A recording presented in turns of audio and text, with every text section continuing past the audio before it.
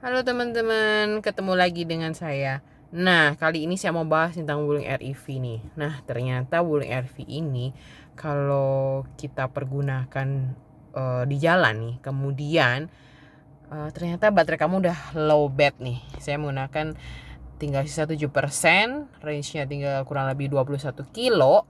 Apa yang akan terjadi?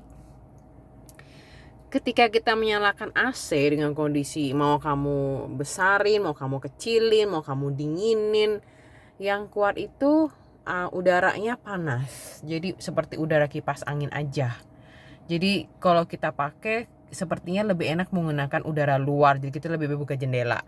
Itu kayaknya lebih udaranya lebih enak di luar. Nah, tentunya lebih baik kalau saat-saat di jam seperti ini kamu malam deh, jadi sehingga tidak terlalu panas, karena di dalam ruangan ini menjadinya panas banget cuacanya, seperti kayak sauna lama-lama.